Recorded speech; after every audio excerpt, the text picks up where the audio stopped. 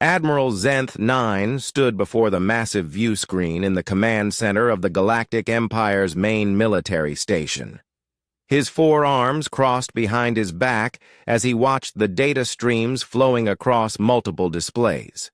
The Korthak warrior had served the Empire for over 200 years, and in all that time he had never seen readings like these.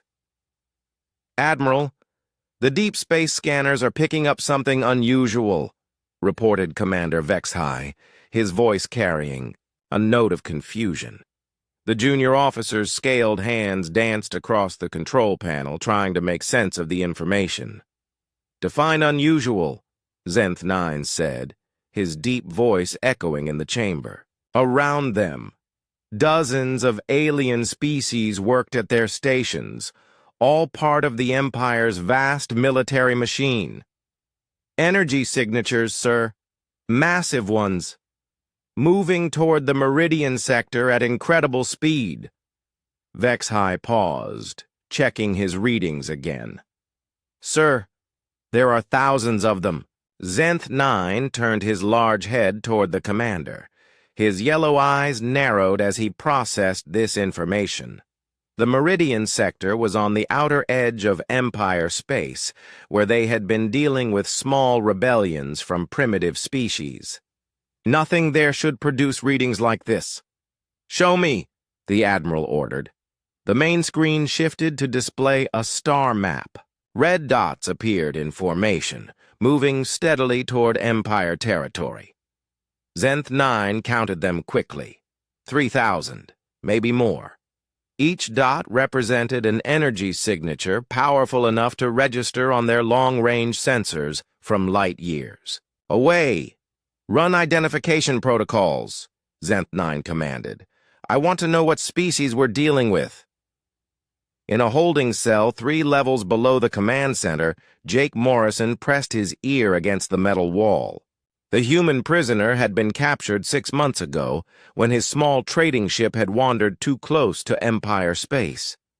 Since then, he had been subjected to endless interrogations about Earth's military capabilities. The aliens always asked the same questions. How many ships did Earth have? What weapons did they possess? How advanced was their technology? Jake had answered honestly every time. Earth had maybe 50 ships capable of interstellar travel. Their weapons were basic plasma cannons and missile systems. Their technology was at least 200 years behind the Empire's. The aliens never believed him. They thought he was lying to protect his home world. But Jake had told them the truth. At least the truth as the Empire understood it. Now, through the walls, he could hear the panic in the alien voices. Emergency alarms were sounding throughout the station. Jake smiled to himself. It seemed like his people had finally decided to stop hiding. Back in the command center, the identification protocols were running into problems. The computer systems couldn't match the energy signatures to any known species in the galactic database. "Sir," Vexhai called out, his voice tense. "The patterns don't match anything we have on record. The ships appear to be using some kind of technology we've never encountered before." Zenth 9 frowned. In his long career, he had faced dozens of different species. The Empire's database contained information on every known spacefaring civilization in the galaxy. For something to be completely unknown was almost impossible. "Could it be a new alliance?" he asked. "Multiple species working together?" "Negative, sir. The energy signatures are too uniform. These ships are all using the same technology, the same power sources. This is definitely a single species." The Admiral moved closer to the main display. The red dots were getting closer to Empire space with each passing hour. At their current speed, they would reach the Meridian sector in less than 3 days. "What's our force strength in that area?" Zenth 9 asked. "Patrol Fleet 7 is stationed there, sir. 40 ships under the command of Captain Kelsor. They're dealing with some minor human colonies that have been refusing to pay tribute." Zenth 9 stopped moving. Did you say human colonies? Yes, sir. Primitive settlements. The humans have been causing some trouble lately, but nothing serious. Their ships are barely capable of reaching orbit. A cold feeling spread through the Admiral's chest. He had interrogated human prisoners before. They were a young species, barely 300 years into space travel. Their technology was laughably primitive. Their military consisted of small patrol craft that couldn't even challenge a single Empire destroyer. "Pull up the human files," he ordered. The screen changed to show detailed reports about humanity. The Empire had been watching Earth for over 50 years. Their intelligence showed a species just beginning to explore their local star system. Earth's space navy was tiny and weak. Their colonies were small outposts with minimal defenses. But something didn't add up. If humans were so primitive, what was causing the panic in the Meridian sector? The reports from that region had been growing more troubling in recent months. Human colonies were becoming more defiant. Some had even stopped responding to Empire communications entirely. "Sir," another officer called out, "we're receiving an emergency transmission from Captain Kelsor in the Meridian sector. Put it through." The screen flickered, then showed the face of Captain Kelsor, a Vaxian with blue skin and silver eyes.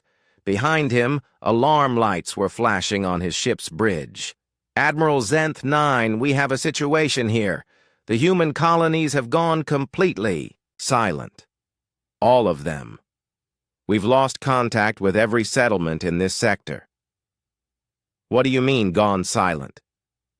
"No response to communications. No detectable life signs from the surface installations." "But sir, there's something else. We're detecting massive energy buildups from several supposedly uninhabited systems. It's like entire fleets just appeared out of nowhere." Zenth 9 felt his blood run cold. "Captain, withdraw your forces immediately. Pull back to the nearest Empire. Stronghold and wait for reinforcements." "Sir, with respect, these are just humans. We can handle a few primitive ships." "That's an order, Captain. Pull back now." The transmission ended, leaving the command center in tense silence. Zenth 9 stared at the star map, watching the red dots continue their advance toward Empire space. 3,000 ships, all using unknown technology, all heading directly for the sector where human colonies had just gone silent. Down in his cell, Jake Morrison sat back against the wall, still smiling. He remembered the last message he had received before his capture. "Phase 1 complete. Maintain cover. Phase 2 begins on schedule." The Empire had spent 50 years watching Earth, thinking they understood humanity. They had seen exactly what humans wanted them to see. A primitive species, struggling with basic space travel, posing no threat to anyone. They had never bothered to look deeper. They had never wondered why a species so young had spread to so many star systems so quickly. They had never questioned why human colonies were always established in locations with rich mineral deposits and strategic value. Most importantly, they had never asked themselves why humans were so willing to answer questions about their military capabilities. The Empire's interrogators thought they were extracting vital intelligence. In reality, humans had been feeding them carefully crafted misinformation for decades. Jake closed his eyes and listened to the chaos erupting throughout the station. The Empire was about to learn that humanity had been preparing for this moment for a very long time, and their preparation was about to pay off in ways the aliens couldn't possibly imagine. The deep space scanners at Empire Station Alpha 7 worked around the clock, trying to make sense of what they were seeing. Dr. Vexahai, the Empire's leading expert on alien technology, stood hunched over a bank of computers, his 6 eyes focused on streams of data that seemed to make no sense. "This is impossible," he muttered for the 100th time. His assistants gathered around him, all sharing the same confused expression. The scanners showed a fleet of over 3,000 ships moving in perfect formation through space. Each vessel was massive, larger than most Empire battleships. But what troubled Dr. Vexhai most was what the scanners couldn't detect. "Run the analysis again," he ordered his team. "Sir, we've run it 12 times. The results are always the same," replied his assistant, a young Zelaki female. "The ships show no energy signatures that match any known species in our database." Dr. Vexhai pulled up the comparison charts. For over 1,000 years, the Empire had cataloged the technology of every species they encountered. Humans were listed as Level 2 on the technological scale. Their ships used basic fusion reactors and primitive weapon systems. The Empire's own ships were Level 8, but these ships registering on their scanners seemed to be using technology that didn't even fit on their scale. "What about the hull materials?" Dr. Vexhai asked. "Unknown composition. The spectral analysis shows elements we've never seen before. And, sir, the ships appear to be using some kind of stealth technology. We're only detecting them because they want us to." 3 star systems away, aboard the human flagship New Horizon, Admiral Lisa Kane stood in the main bridge reviewing the final preparations. Around her, human officers worked quietly at their stations, their faces calm and focused. "Admiral, all fleet groups report ready," announced Captain Rick Torres, her second in command. Lisa nodded, studying the tactical display in front of her. 3,000 ships spread across multiple formations, each group assigned to specific targets throughout Empire space. This was the moment humanity had been preparing for since their first encounter with the Galactic Empire 73 years ago. "Any word from our people in Empire territory?" she asked. "Jake Morrison is still being held at Station Alpha 7. Amy Brooks reports her team successfully infiltrated the Meridian Sector Defense Network. Steve Parker's group has identified all major Empire supply routes." Lisa allowed herself a small smile. For decades, humans had played the role of a primitive, harmless species. They had let the Empire capture some of their people, knowing that those brave volunteers would gather intelligence from the inside. They had established small, seemingly defenseless colonies that the Empire largely ignored. But those colonies had been much more than they appeared. "Captain Torres, signal all ships. Begin Phase 2. Throughout the human fleet, orders were passed down the chain of command. On each ship, crew members began activating systems that had been kept hidden for years. Power outputs increased dramatically. Weapon systems came online. Advanced shielding activated. Dr. Vexhai's scanners immediately detected the change. The 3,000 ships that had been approaching Empire space suddenly blazed with energy signatures that made his instruments scream in alarm. "Sir!" his assistant called out. "Power levels are increasing across the entire fleet. These readings, they're off our charts." Dr. Vexhai stared at the display in horror. The ships were now showing energy outputs that rivaled the Empire's largest space stations. But that was impossible. According to their intelligence, humans barely had the technology to build working fusion reactors. "Get Admiral Zenth 9 down here immediately," he ordered. When the Admiral arrived, Dr. Vexhai showed him the latest readings. "Sir, I've been studying these ships for the past 18 hours. I can definitively say that these are not built with any technology we understand." "Explain." "Their power sources are unlike anything in our database. Their hull materials seem to absorb and deflect our scanning attempts.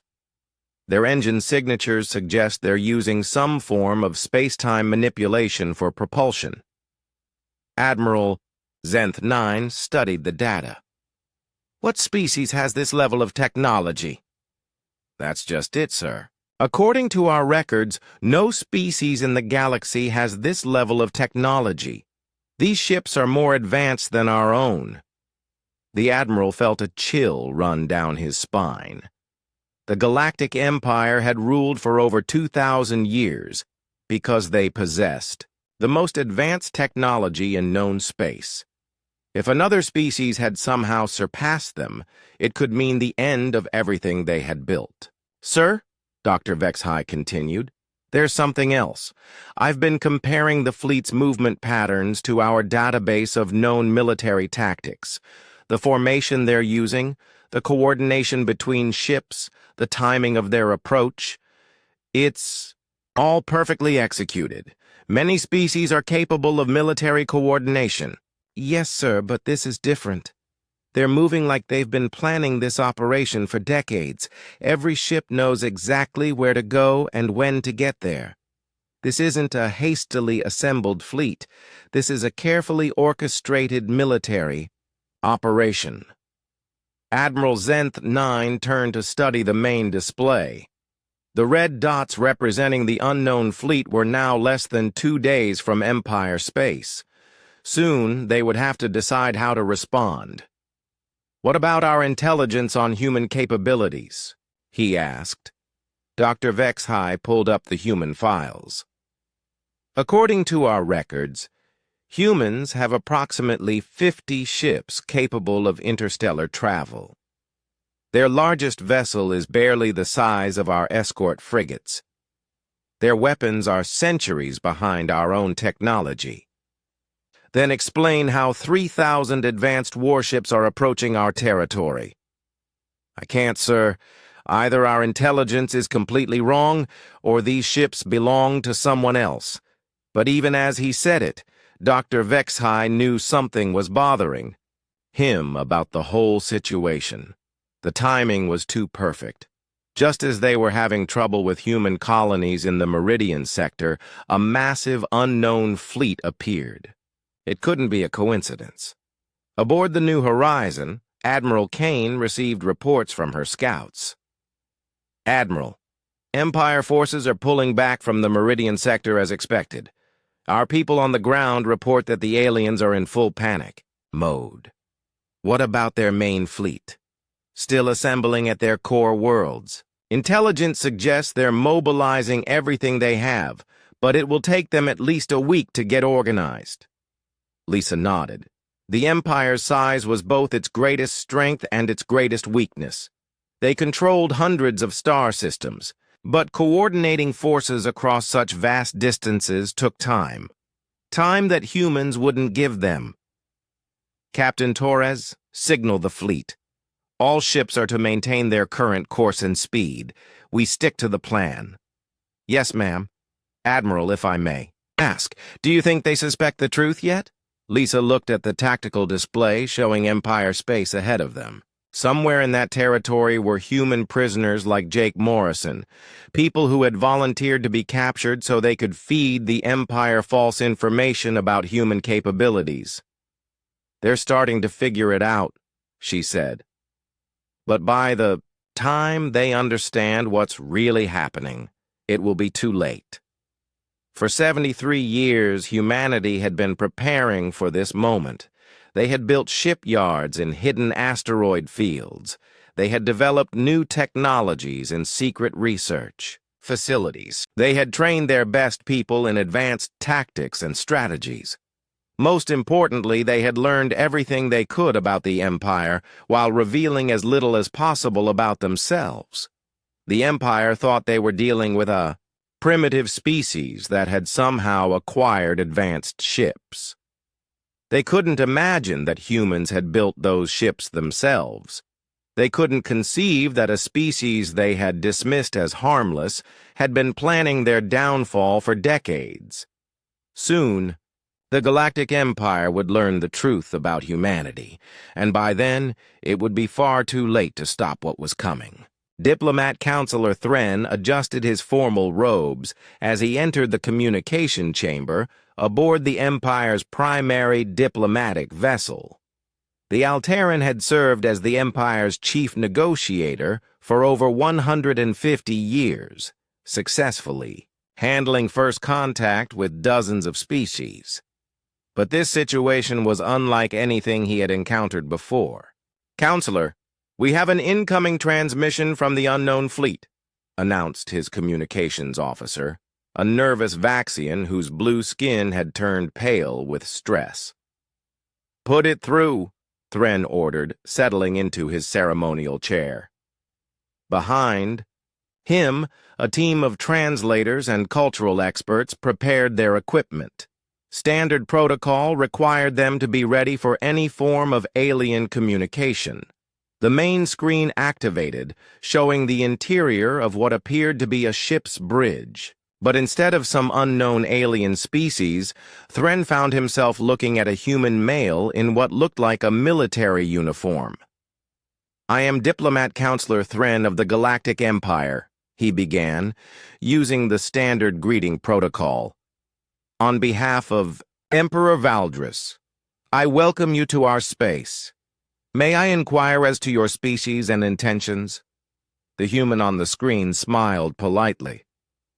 "Good day, Counselor Thren. I am Commander Rick Torres of the Human Colonial Fleet. Thank you for opening communications with us." Thren blinked in confusion. Human Colonial Fleet? According to Empire intelligence, humans barely had a dozen ships capable of leaving their home system, let alone a colonial fleet. "Commander Torres, our records indicate that your species possesses limited spacefaring capabilities. Perhaps there has been some misunderstanding. Are you representing the vessels currently approaching our territory?" "Yes, sir, I am. And I'm afraid there's been quite a bit of misunderstanding over the years. We're here to correct that." Behind Thren, his advisors were frantically checking their databases. One of them leaned forward to whisper in his ear, "Sir, our files show humans as a Level 2 civilization. They shouldn't be capable of building the ships we're detecting." Thren nodded, then addressed the screen again. "Commander, our intelligence suggests that human technology is quite limited. How do you explain the presence of over 3,000 advanced vessels in your fleet?" Rick Torres' smile never wavered. "Counselor, I think your intelligence might be a bit outdated. Humans have been exploring and colonizing space for over 70 years now. We've made quite a bit of progress during that time. Progress that somehow escaped our notice? Well, we've always been a bit careful about who we share information with. Your empire has a reputation for being rather aggressive toward species it considers inferior." Thren felt a chill run through him. This human was speaking as if he represented an equal power, not a primitive species seeking protection or guidance. The implications were staggering. "Commander Torres, what are your intentions regarding Empire space?" "We're here to address some ongoing issues, Counselor.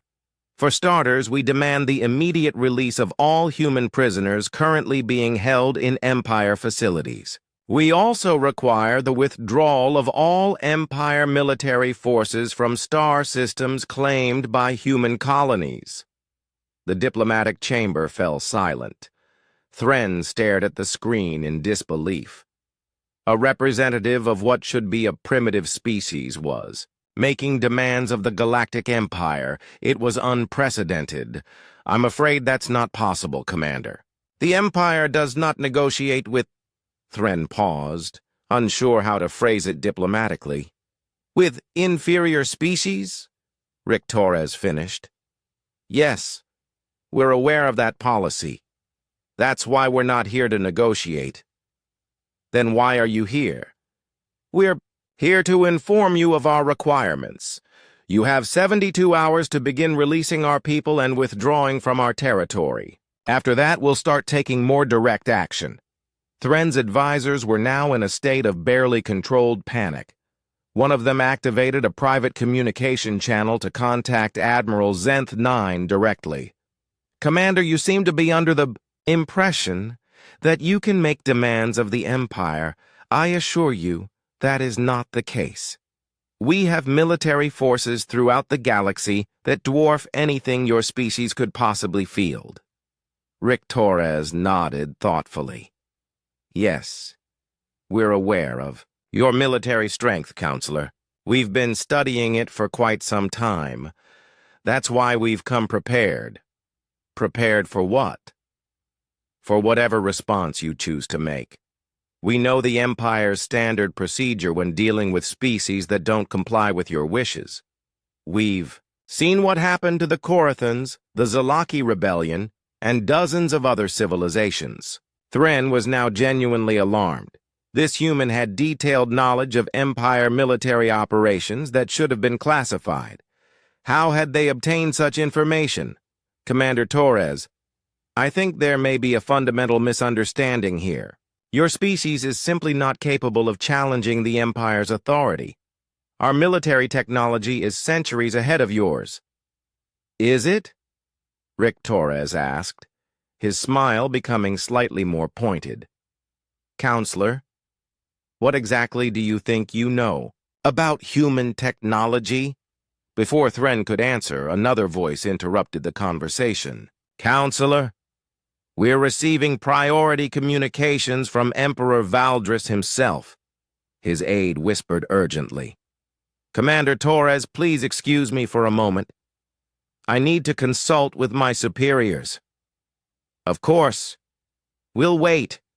The transmission switched to standby mode, and Thren immediately opened a channel to the Imperial Palace. Emperor Valdris himself appeared on a secondary screen, his ancient face twisted with anger and confusion. Counselor Thren, what is the meaning of this? I'm receiving reports of human vessels making demands of the Empire. Please tell me this is some kind of elaborate joke. Your Majesty, I'm afraid it appears to be genuine. The human representative seems to believe his species is capable of backing up these demands with military force. That's impossible.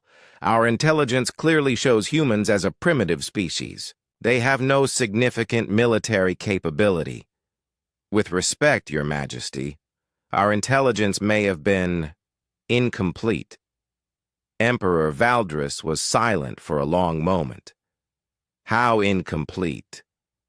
The fleet approaching our territory consists of over 3,000 vessels using technology we don't recognize. The human representative speaks as if he has detailed knowledge of our military operations and capabilities. Are you suggesting that our intelligence services have been deceived for decades? I'm suggesting that we may have underestimated human capabilities, Your Majesty. The Emperor's expression grew dark. Counselor, I want you to make it clear to these humans that the Empire does not bow to threats from primitive species. If they wish to avoid destruction, they will withdraw immediately and submit to Imperial authority. Yes, Your Majesty. Thren closed the channel and reactivated the communication with Rick Torres. Commander, I've spoken with my superiors. The Empire's position is clear. We do not negotiate with inferior species. You have 24 hours to withdraw your fleet and submit to Imperial authority. If you refuse, you will be destroyed. Rick Torres listened to this ultimatum with the same polite smile he had maintained throughout the conversation. I see. Well, Counselor, I appreciate your honesty. I should probably be equally honest with you. Oh? The fleet you've detected represents about 1/3 of our current military capability. The rest of our forces are already in position throughout Empire space. We've been preparing for this conversation for a very long time. Thren felt the blood drain from his face. What are you saying? I'm saying that your 72-hour deadline stands. Release our people and withdraw from our territory, or we'll start taking action on our own. And, Counselor? When we take action, we don't send warnings first. The transmission ended, leaving Thren staring at a blank screen. Around him, his advisors sat in stunned silence, trying to process what they had just heard. Somewhere in Empire space, a species they had dismissed as primitive was apparently positioned to challenge the greatest military power in galactic history. And based on what he had just heard, they seemed confident they could win. Admiral Kexnos stood on the bridge of his flagship, the Imperial Fist, watching as his patrol fleet moved into formation. 200 of the Empire's finest warships spread out in perfect attack formation, their weapons powered and shields raised. "Admiral, we have visual contact with the human vessels," reported his tactical officer, a seasoned Korthak warrior. "Show me." The main screen displayed what appeared to be a small group of human ships positioned near an asteroid field. Only 20 vessels, far smaller than the massive fleet that Empire intelligence had detected. These ships looked different from anything in the Imperial database, sleek and angular, where Empire ships were bulky and heavily armored. "Is this all of them?" Admiral Kexnos asked. "Scans show approximately 20 ships, sir, much smaller than the reported fleet size." Kexnos nodded with satisfaction. Perhaps the reports had been exaggerated. 20 ships, no matter how advanced, could not possibly stand against 200 Imperial warships. Open communications with the lead vessel. The screen shifted to show the interior of a human ship. A woman in military uniform appeared, her expression calm and professional. "I am Captain Amy Brooks of the Human Defense Force," she said. "Admiral, I assume you're here to escort us somewhere?" "I am Admiral Kexnos of the Imperial Fleet. You and your vessels are ordered to surrender immediately and submit to Imperial authority. Any resistance will be met with overwhelming force." Captain Brooks considered this for a moment. "Admiral, I'm going to give you one chance to turn around and leave. Take your ships and go back to wherever you came from." The bridge of the Imperial. Fist erupted in laughter. Admiral Kexnos smiled grimly. "Captain, you seem to be confused about the situation. You have 20 ships, I have 200. Surrender now, and I guarantee your crews will be treated according to Imperial prisoner protocols. And if we refuse, then you will be destroyed." Amy Brooks nodded slowly. "I see. Well, Admiral, I tried to warn you." The transmission ended, and Admiral Kexnos turned to his weapons officer. "All ships, battle stations. Target the human vessels and prepare to fire." "Sir, they're moving," the tactical officer announced. On the main screen, the 20 human ships began to spread out, moving with a speed and precision that caught the Imperial officers off guard. Instead of the clumsy maneuvers they expected from primitive vessels, the human ships moved like dancers, each one sliding into position with fluid grace. "They're fast," Admiral Kexnos admitted. "But speed won't save them. All ships open fire." 200 Imperial warships unleashed their weapons simultaneously. Plasma cannons, particle beams, and missile barrages filled space with deadly energy. The firepower was enough to destroy a small moon.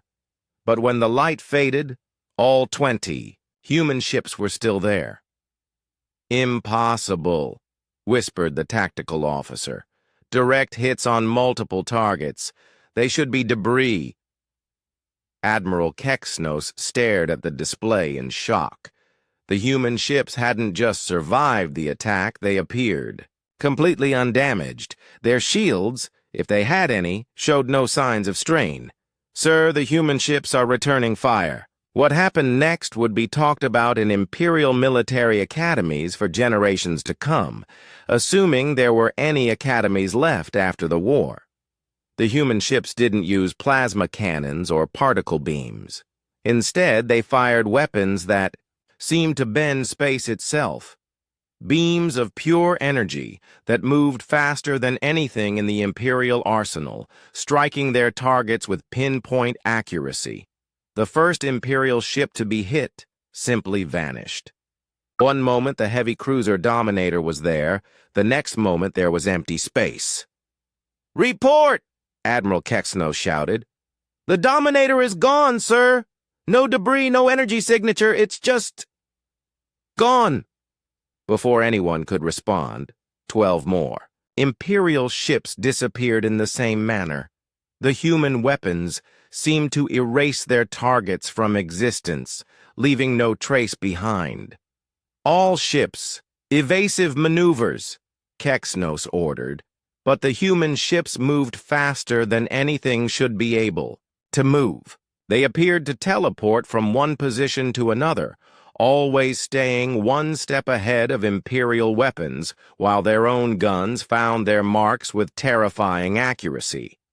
In less than 3 minutes, 50 Imperial ships had been destroyed. In 5 minutes, the number reached 100.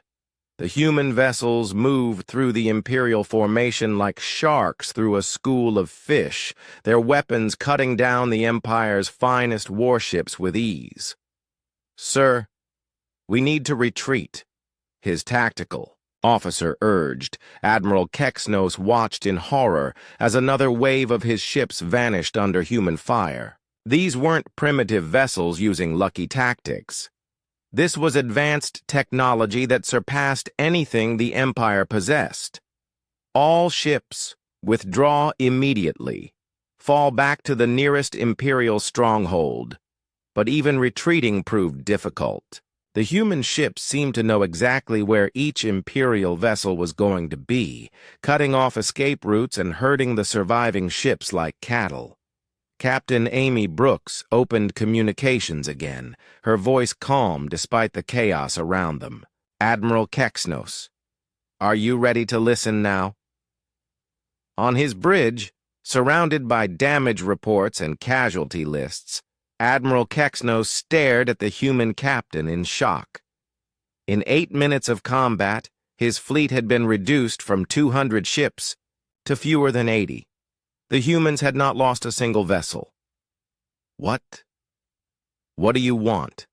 he managed to ask. "The same thing we wanted before this started. Release our people and withdraw from our territory. This was just a demonstration, Admiral. We have much bigger fleets if you need more convincing." "This is impossible.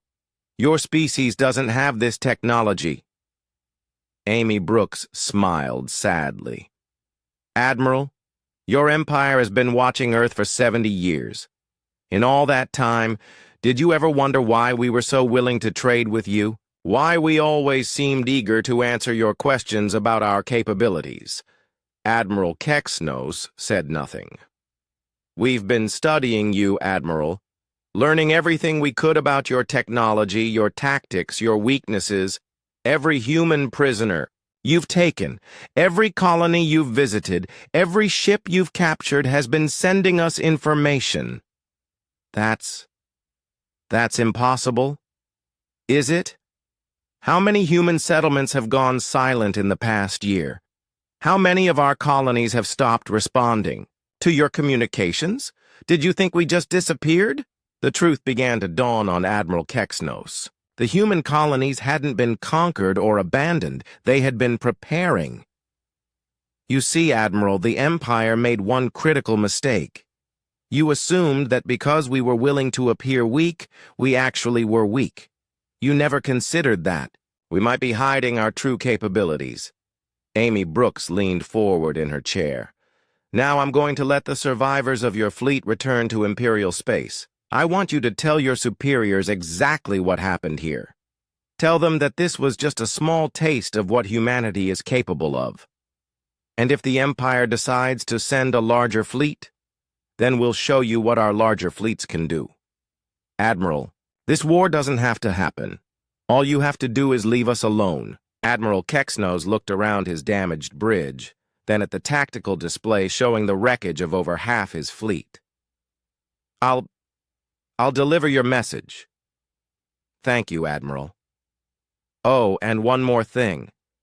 Yes? The next time an Imperial fleet enters human space, we won't give any warnings. We'll just start shooting. The transmission ended, leaving Admiral Kexnos alone with the ruins of his once mighty fleet. As his surviving ships limped back toward Imperial space, he tried to understand what had just happened. The Empire had encountered a species more advanced than themselves. After 2,000 years of galactic dominance, they had finally met their match. And somehow, that species had been hiding in plain sight for decades, pretending to be primitive while secretly preparing for war. As the battered remains of Patrol Fleet 7 fled human space, Admiral Kexnos began composing the most difficult report of his career. He had to tell the Empire that everything they thought they knew about humanity was wrong, and that they were probably going to lose the coming war. Emperor Valdris sat in his massive throne room, staring at the holographic display that showed the battle footage from Admiral Kexnos's encounter with the human fleet. Around him, his most trusted advisors stood in stunned silence, watching as Imperial ships disappeared one by one under human weapons fire. "Play it again," the Emperor commanded, his ancient voice carrying a note of disbelief. For the 5th time, the hologram showed 20 human ships destroying over half of a 200-vessel Imperial fleet in less than 8 minutes. The technology demonstrated in the footage was beyond anything in the Empire's arsenal. "Your Majesty," Admiral Zontar, the Empire's highest-ranking military officer, stepped forward. "I've analyzed this footage with our best tactical experts. These human ships are using weapons and propulsion systems that shouldn't exist." "Explain."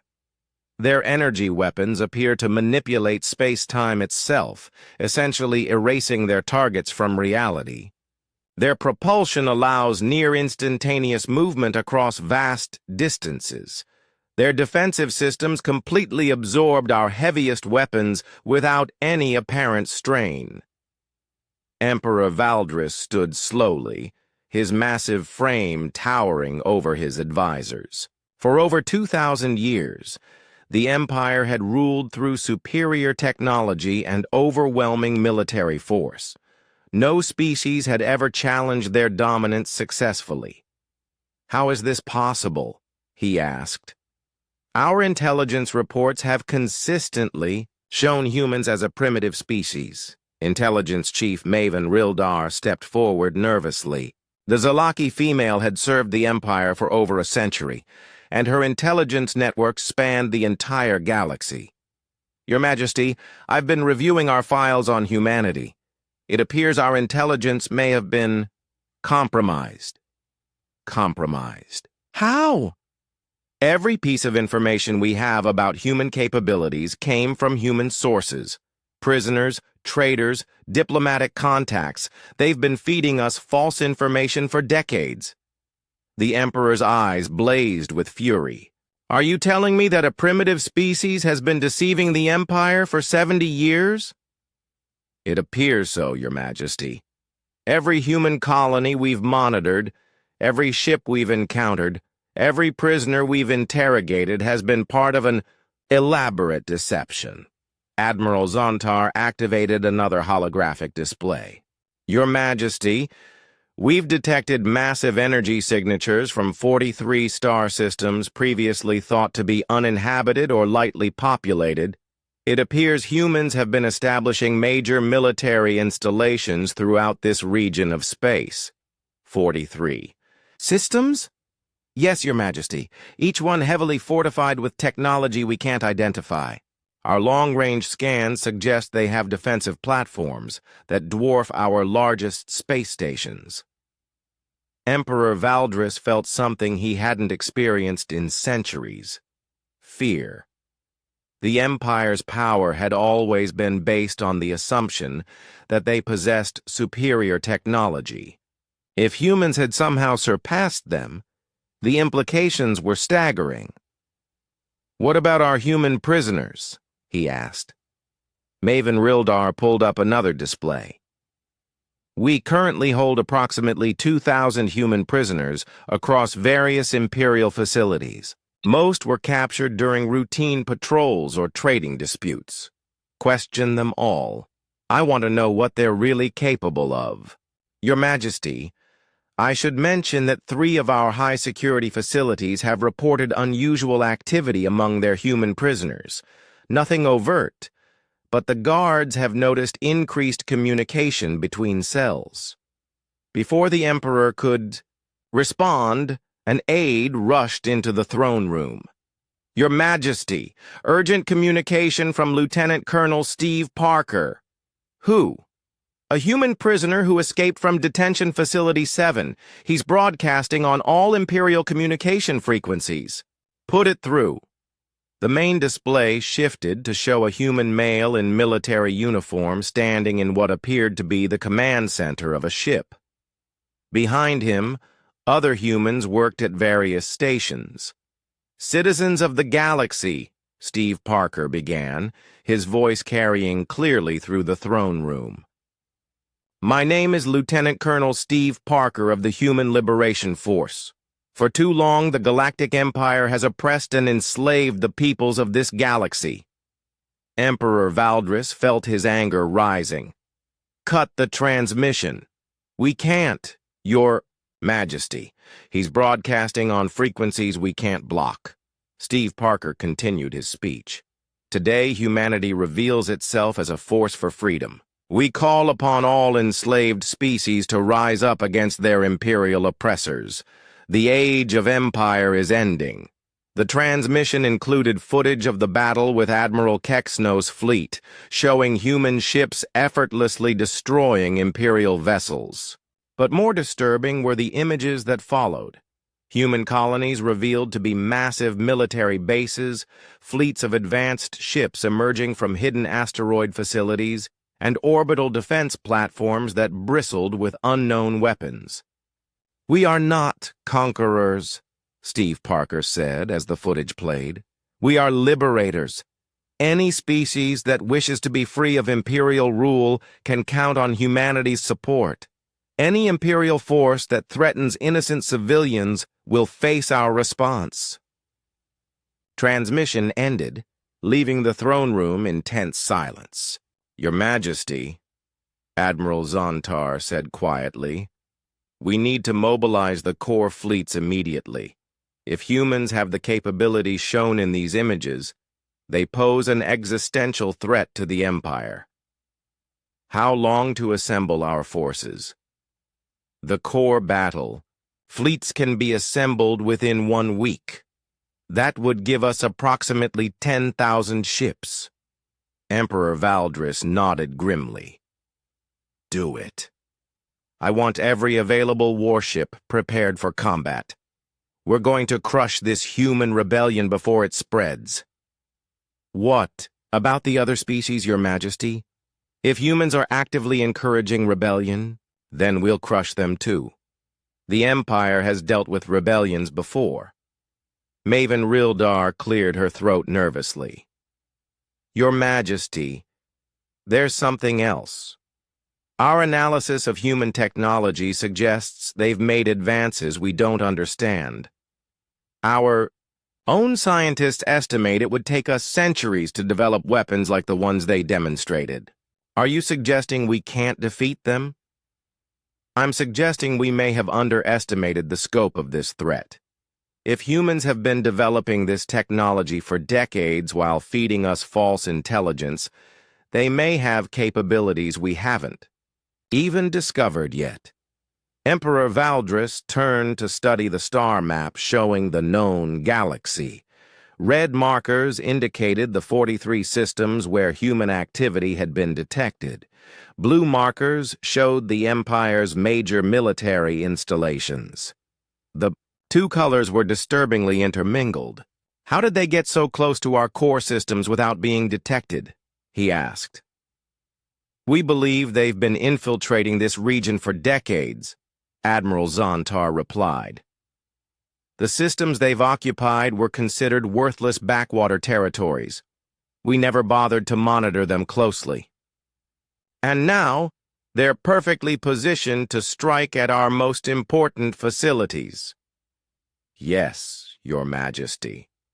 The Emperor stood in silence for a long moment, processing the magnitude of the threat. A species he had dismissed as primitive had spent decades positioning themselves for war against the Empire. They had superior technology, strategic positioning, and the element of surprise. But the Empire still had numbers and experience. 10,000 ships against whatever force the humans could field. It would be costly, but the Empire would survive. Admiral Zontar, I want the core fleets assembled and ready for combat within 6 days. We're going to end this threat permanently. Yes, Your Majesty.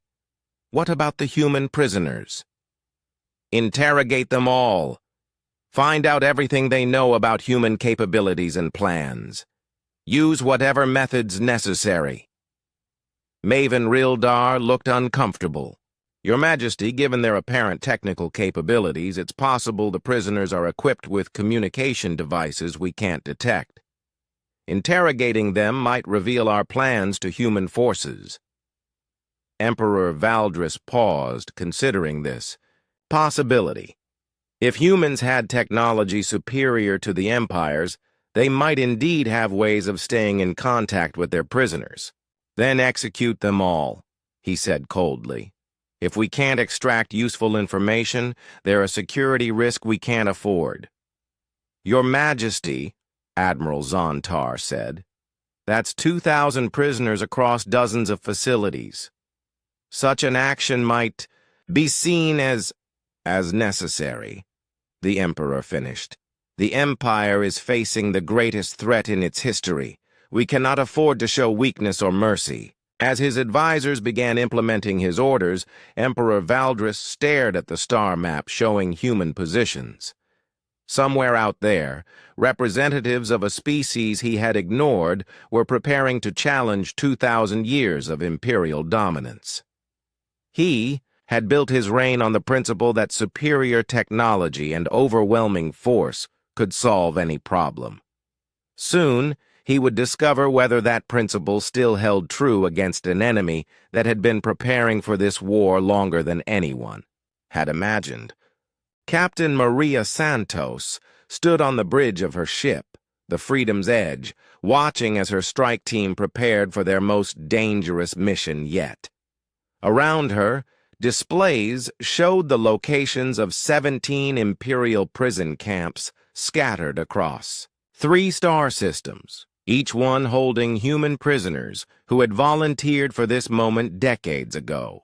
Captain, all teams report ready, announced her tactical officer, Lieutenant Ben Murphy. Maria nodded, studying the mission parameters one final time. Operation Revelation had been planned for over 20 years, waiting for the moment when humanity would drop their disguise and reveal their true capabilities to the galaxy. Signal all ships, she ordered. Execute Operation Revelation. It's time to bring our people home. Throughout human space, carefully hidden defense networks suddenly came online. Asteroid bases that had appeared empty for decades revealed themselves to be massive military installations. Orbital platforms disguised as mining stations deployed. Weapon systems that dwarfed anything in the Imperial arsenal. On the planet New Haven, what the Empire had catalogued as a small farming colony, Frank Robinson watched as hidden blast doors opened across the settlement. Beneath the peaceful agricultural buildings, massive weapon emplacements rose from underground bunkers. All defense stations report ready, he announced to the command center buried 3 kilometers beneath the colony's main square. Power cores are at full capacity, weapon systems are online, and our shield generators are ready for activation. And Ike smiled as he remembered the Imperial inspection team that had visited New Haven just 6 months ago. They had walked right over the most advanced military installation in human space, never suspecting that the simple farmers they were talking to were actually trained military personnel. Across the galaxy, similar scenes were playing out on dozens of worlds. Human colonies that the Empire had dismissed as primitive outposts revealed themselves to be sophisticated military bases. Trade stations that had operated peacefully for years deployed hidden weapon systems. Even individual human ships began broadcasting signals that jammed Imperial communications across entire star systems. Captain Maria Santos led her strike force toward the first prison camp on their list. According to intelligence reports, the facility held over 300 human prisoners, including several key personnel who had been captured while gathering intelligence on Imperial military capabilities. Captain, we're detecting massive Imperial fleet movements throughout this region, Lieutenant Murphy reported. Looks like they're pulling forces from all over the galaxy. Expected, Maria replied. The Empire is about to discover they have bigger problems than just our fleet. Frank, what's your status? The communications system connected her with Commander Frank Robinson at New Haven. All colonial defense networks are active, Captain. We've got 47 worlds ready to defend themselves and another 23 staging areas for offensive operations. Any Imperial response to the reveal? They're trying to send rapid response teams to investigate the new energy signatures, but we're jamming their communications and disrupting their navigation systems. Most of their scout ships are getting lost before they can report back. Maria allowed herself a moment of satisfaction. For decades, human engineers had been studying Imperial technology, learning its weaknesses and developing countermeasures. Every piece of equipment the Empire had ever allowed humans to examine had been secretly analyzed and reverse-engineered. Captain Santos, we're approaching the prison facility, her pilot announced. The Imperial prison camp appeared on their main screen, a fortress-like structure on the surface of a barren moon. According to the intelligence gathered by prisoners over the years, the facility held humans in its deepest levels, far below the general population of alien prisoners. Any sign of Imperial reinforcements? Maria asked. Negative, Captain. The nearest Imperial patrol is 3 star systems away, and they're currently dealing with reports of human activity throughout their sector. Maria opened a communication channel to the prison facility. Imperial Prison Facility 7. This is Captain Maria Santos of the Human Liberation Force. You are ordered to surrender immediately and release all prisoners. The response came quickly from the facility's commander, a Korthak named Warden Velkar. Human vessel, you are in violation of Imperial space. Withdraw immediately or face destruction. Warden Velkar, I'm going to give you one opportunity to avoid unnecessary bloodshed. Release the prisoners and we'll leave peacefully. This facility is defended by orbital weapon platforms and a garrison of 500 Imperial soldiers. Your single ship cannot threaten us. Maria glanced at her tactical display. The prison's defenses were impressive by Imperial standards, but human technology had advanced far beyond anything the Empire imagined possible. Warden, I'm afraid your information about human capabilities is out of date. Please observe. Maria nodded to her weapons officer, who targeted one of the prison's defensive satellites.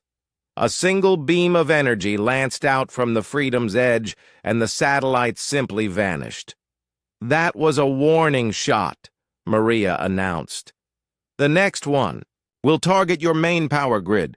Release the prisoners now. On the planet's surface, Warden Velkar stared at his tactical displays in shock. His defensive satellite had been completely destroyed by a weapon he didn't recognize, fired from a range that should have been impossible. Sir, we're detecting multiple ships approaching the facility, his tactical officer reported. 20 vessels, all using the same technology as the first ship. Velkar realized he was facing a force far more advanced than anything he had been prepared to handle. "Open all cell blocks," he ordered reluctantly. "Prepare to transfer all prisoners to the human ships." "Sir, we're also receiving reports from Imperial Command. There are similar attacks happening at prison facilities throughout Imperial space, as human prisoners were transferred from the facility to Maria's ships. She received updates from other strike teams. Captain Amy Brooks had successfully liberated 2 facilities in the Outer Rim. Lieutenant Colonel Steve Parker's team had freed over 800 prisoners from a maximum security installation. But more importantly, the secondary phase of Operation Revelation was beginning. Throughout Imperial space, human sleeper agents who had been positioned for decades began activating. Trade representatives who had been dismissed as harmless merchants revealed themselves to be intelligence operatives with detailed knowledge of Imperial supply routes. Diplomatic attachés who had spent years in Imperial courts began broadcasting classified information to human military forces. On the Imperial capital world itself, Jake Morrison sat in his cell, smiling as he listened to the chaos erupting throughout the prison complex. Emergency alarms were blaring, guards were running through the corridors, and confused voices filled the communication systems. The door to his cell suddenly opened, and a human woman in military uniform appeared. "Jake Morrison, I presume?" "That's right. And you are?" "Captain Sarah Blake, Human Special Forces. I'm here to get you out of here." Jake stood and followed her into the corridor, where other human prisoners were being escorted by additional rescue personnel. "How did you get past Imperial security?" "We've been inside Imperial security for 20 years, Jake. Every major facility in the Empire has humans working in support positions. Guards, technicians, maintenance workers. People the Empire never bothered to pay attention to." As they made their way through the prison complex, Jake marveled at the efficiency of the operation. Human rescue teams moved through the facility, as if they had detailed blueprints of every corridor and security checkpoint. "Jake," Captain Blake continued, "your mission here is complete. The intelligence you've gathered over the past 6 months has been invaluable. Thanks to your work, we know the exact locations of every major Imperial military installation in this sector. What happens now? Now we move to Phase 3. The Empire is mobilizing their core fleets for a massive counterattack. They think they're going to crush a small human rebellion. They have no idea what they're actually facing. As human forces completed their liberation missions across Imperial space, the scope of humanity's deception became clear. For over 70 years, humans had been placing people throughout Imperial society, prisoners who volunteered for capture, traders who accepted restrictive trade agreements, diplomats who endured condescending treatment from Imperial officials. Every interaction had been part of a vast intelligence-gathering operation. Humans had mapped Imperial military capabilities, identified key installations, and positioned assets throughout the Empire's territory. Now, with their true capabilities revealed, humanity was positioned to challenge the Empire's dominance. But they knew the Empire wouldn't surrender easily. The coming battle would determine whether humanity could back up their bold gambit with the military strength to win a war against the galaxy's greatest power. As Maria Santos watched the last of the prisoners board her ships, she opened a communication channel to Admiral Lisa Kane aboard the New Horizon. "Admiral, all liberation missions successful. Our people are coming home." "Excellent work, Captain. Now comes the hard part. Imperial intelligence suggests they're assembling over 10,000 ships for a counterattack. Are we ready?"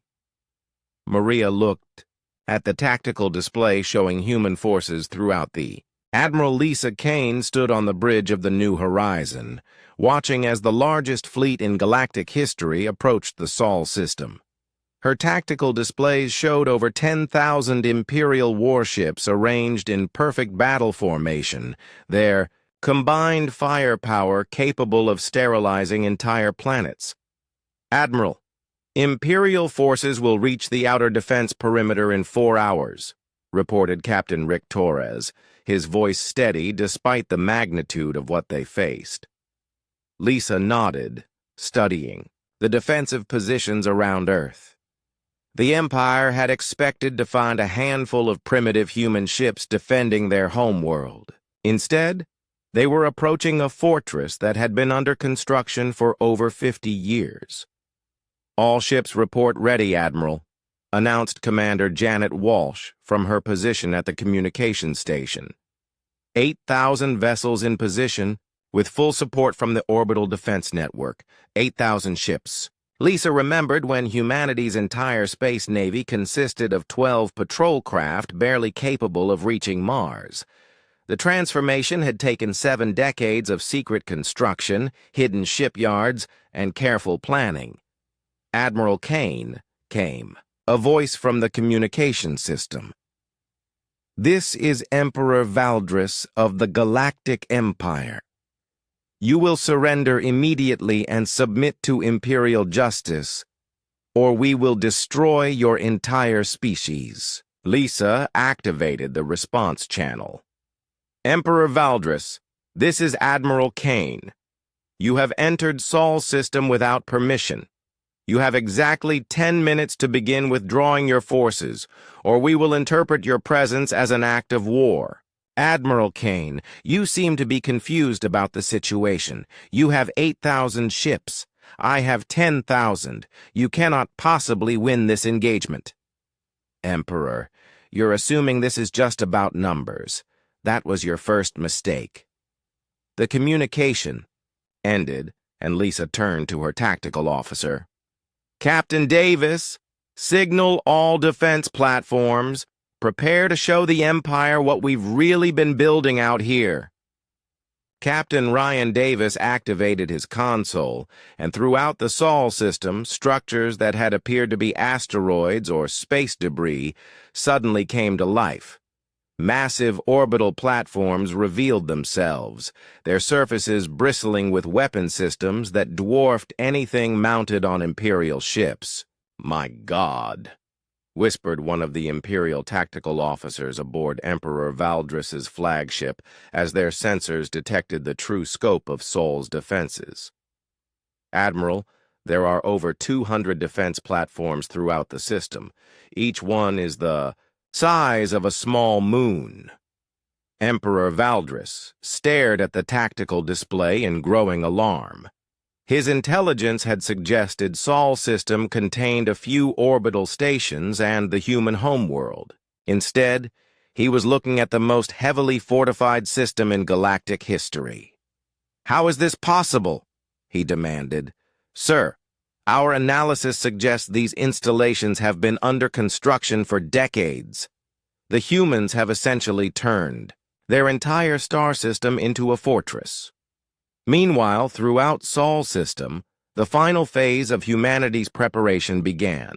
Lieutenant Sally Brooks, stationed aboard the Orbital Command Center Luna Base, coordinated the evacuation of Earth's civilian population.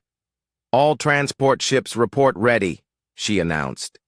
"We can begin civilian evacuation to the secure colonies within 6 hours." Lisa Kane nodded approvingly.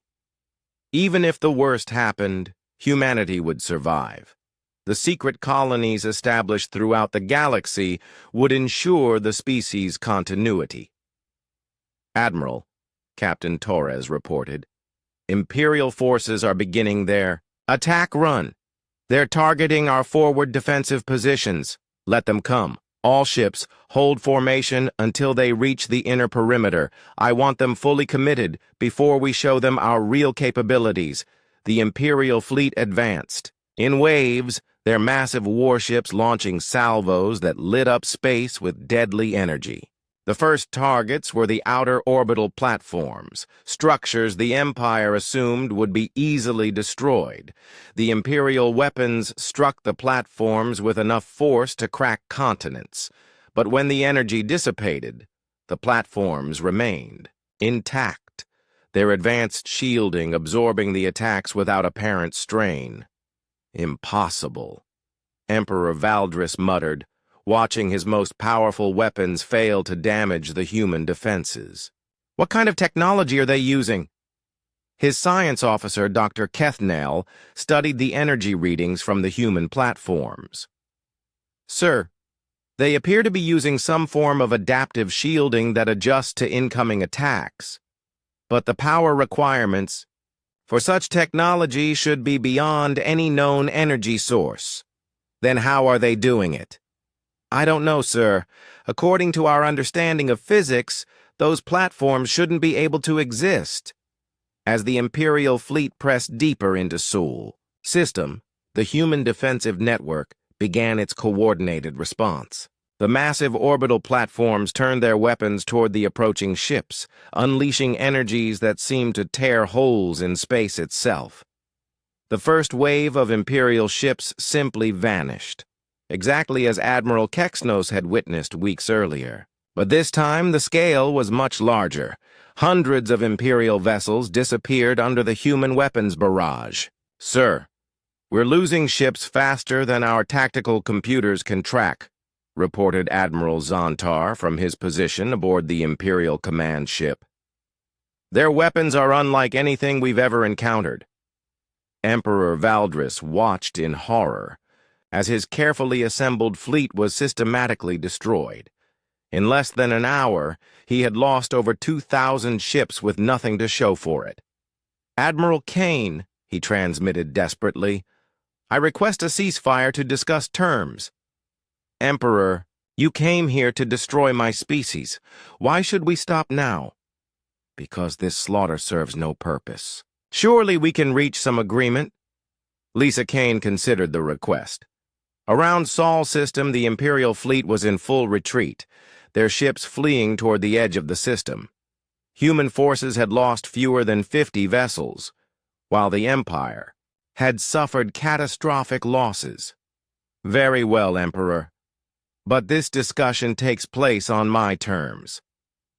An hour later, Emperor Valdris found himself aboard a human vessel unlike anything he had ever seen. The ship's interior was clean and efficient, its technology seamlessly integrated in ways that made Imperial engineering look primitive. Admiral Kane met him in a conference room overlooking Earth, the blue-green planet visible through massive, transparent walls. Emperor, you wanted to discuss terms? Valdris struggled to maintain his composure. In the space of a few weeks, everything he had believed about the Galactic Order had been shattered. Admiral Kane, the Empire is prepared to offer humanity full membership in our galactic community, equal representation, trade rights, territorial recognition. The same offer you've made to dozens of species before conquering them? Lisa asked, with a slight smile. This situation is different. Yes, it is. Because this time, you're the one asking for mercy. Emperor Valdris looked out at Earth, then at the orbital platforms that surrounded it. Each one represented technology. His empire couldn't match, defenses they couldn't penetrate. What do you want? He asked quietly. First, the immediate release of all sentient beings held in imperial slavery. Every species your empire has subjugated will be given the opportunity for independence. That would mean the end of the empire. No. Emperor, it would mean the beginning of something better, a galactic community based on cooperation rather than conquest. And if I refuse? Lisa Kane gestured toward the tactical display showing the remains of the Imperial fleet.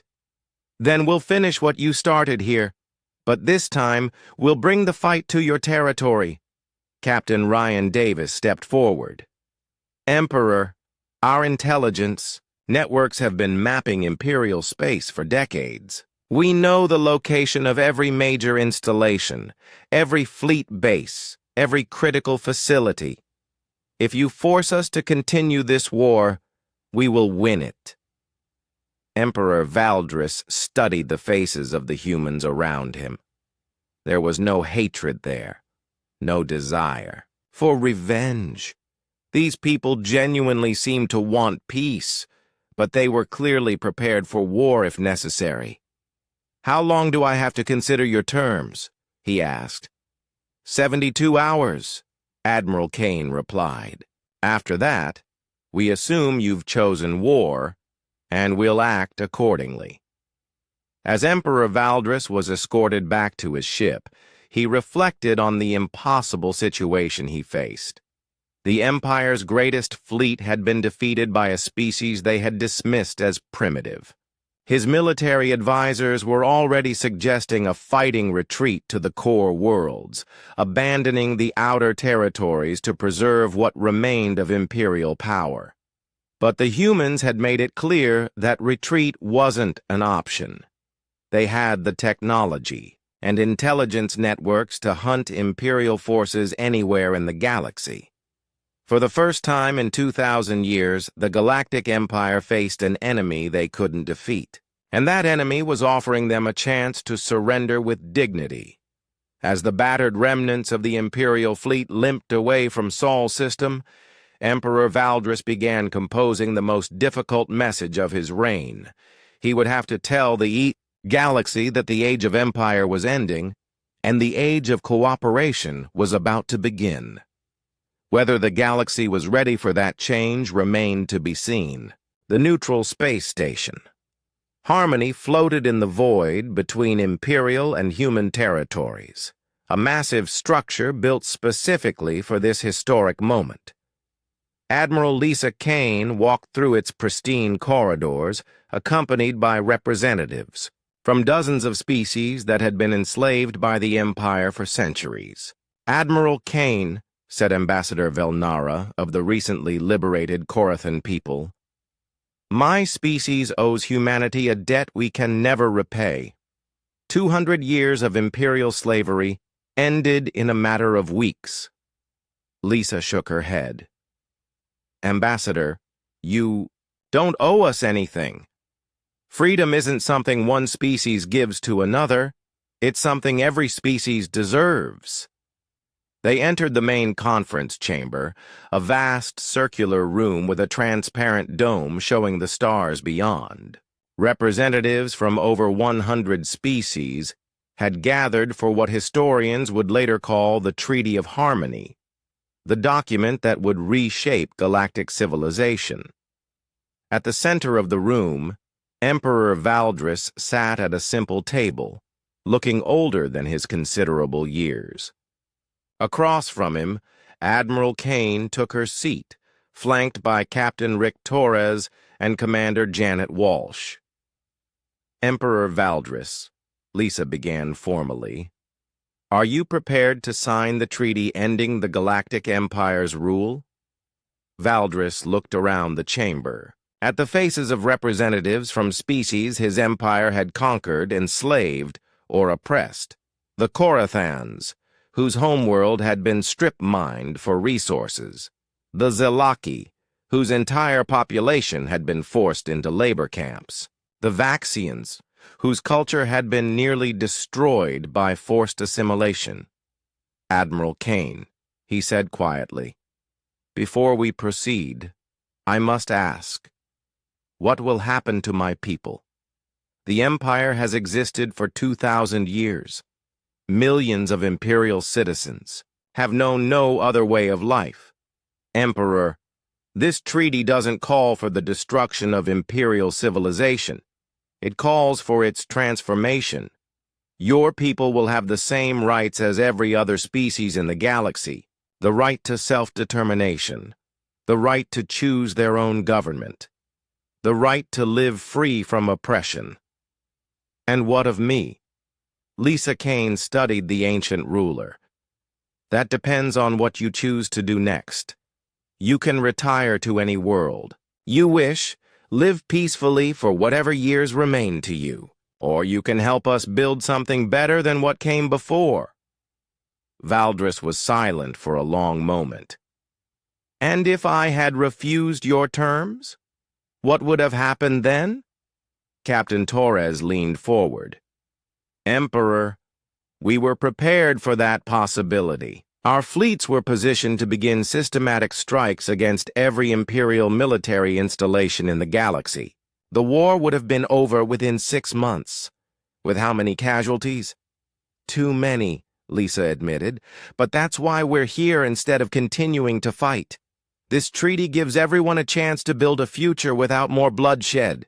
The Emperor reached for the document in front of him. "Admiral Kane, may I ask how humanity developed such advanced technology so quickly?" "We didn't develop it quickly, Emperor. We developed it secretly. For 70 years, every interaction between humans and other species was part of a vast intelligence-gathering operation. Every piece of technology we encountered was studied, analyzed, and improved upon. But your species seemed so primitive." "Commander," Walsh spoke up, "we learned early that appearing weak was often safer than appearing strong. While the Empire focused on conquering and controlling, we focused on learning and growing." Emperor Valdris signed the treaty with a hand that trembled slightly. As his signature appeared on the document, representatives throughout the chamber began to cheer. The age of Imperial domination was officially over. "Admiral Kane," Valdris said as the celebration continued around them, "what happens now?" "Now, we begin the hard work of building a galactic community based on cooperation instead of conquest. It won't be easy. Some species will struggle with the concept of freedom after centuries of oppression. Others will try to fill the power vacuum left by the Empire's collapse. And humanity will guide this process?" Lisa shook her head. "Humanity will participate in it, Emperor. But we have no interest in replacing one empire with another. The galaxy has had enough of species that think they know what's best for everyone else." 3 months later, Jake Morrison stood on the observation deck of the newly established Galactic Council headquarters, watching as ships from dozens of species arrived for the first free elections in galactic history.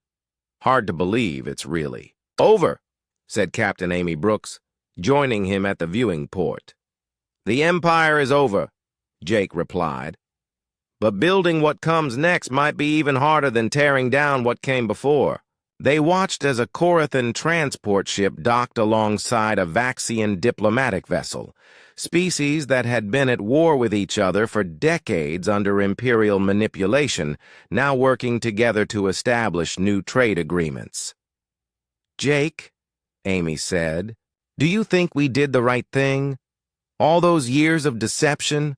All the people who volunteered to be captured and imprisoned?" "Amy, look out there. Look at those ships. Those are representatives of free peoples making their own choices about their futures. Yes, we did the right thing. On the planet New Earth, one of humanity's hidden colonies that was now serving as a refugee center, Maria Santos supervised the integration of former imperial slaves into galactic society. The process was complex and often difficult, as species that had been enslaved for generations struggled to adapt to freedom. "Captain Santos," said Dr. Kelmore, a former Imperial scientist who had volunteered to help with the transition process, "the Zalaki refugees are having difficulty understanding the concept of representative government." "That's not surprising, Doctor. When a species has been denied self-determination for 2 centuries, democracy can seem like a foreign concept. How do we help them adapt?" Maria smiled. "The same way humanity learned to be free, Doctor. One choice at a time, one decision at a time until they realize that freedom isn't just the absence of oppression. It's the ability to determine your own destiny. Back on Earth, Admiral Kane stood in her office, reviewing reports from throughout the galaxy. The transition wasn't proceeding smoothly everywhere. Some former Imperial territories had descended into chaos as competing factions struggled for power. Others had established governments that looked suspiciously like smaller versions of the Empire. "Admiral," Captain Torres entered her office with the latest intelligence reports. "We have a situation developing in the Outer Rim. 3 species are claiming the same territory, and it looks like it might turn violent. Recommendations? We could send a peacekeeping force to mediate the dispute." Lisa considered this carefully. "Captain, what did we fight this war to prevent? The domination of weaker species by stronger ones." "Exactly. If we start sending human fleets to solve every dispute in the galaxy, how are we different from the Empire?" Torres nodded thoughtfully. "What do you suggest?" "Contact the Galactic Council. This is exactly the kind of situation they were established to handle. Let the representatives of all species work together to find a solution." 6 months after the Treaty of Harmony, Emperor Valdris sat in a small garden on the planet Peaceful Haven, a world he had chosen for his retirement. The former ruler of the galaxy now spent his days tending to simple plants and reading philosophy. A human visitor approached his garden. "Emperor Valdris?" The old alien looked up to see Captain Steve Parker, one of the humans who had been instrumental in bringing down the Empire. "Captain Parker. What brings you to this quiet world?" "I wanted to ask you something, Emperor. Do you regret what happened?" Valdris considered the question as he watered a small, flowering plant. "Captain, for 2,000 years, I believed that the Empire was bringing order to a chaotic galaxy. I thought that strong leadership was necessary to prevent war and suffering. And now? Now I see species working together voluntarily, solving problems through discussion rather than conquest. I see former enemies becoming allies because they choose to, not because they're forced to." He smiled sadly. "Perhaps the Empire was the chaos, and freedom is the order." Steve Parker nodded. "The Galactic Council has established a historical commission to document the transition period. They'd like your perspective on the Empire's final years if you're willing to share it." "I think I'd like that, Captain. Perhaps understanding how the Empire fell will help ensure that nothing like it rises again." 1 year after the Treaty of Harmony, the First Galactic Assembly convened on Harmony Station. Representatives from over 200 species gathered to establish laws and procedures for their new galactic community. Admiral Kane attended as one of humanity's representatives, but she was careful to avoid taking a leadership role. The galaxy had to learn to govern itself without human guidance or interference. The motion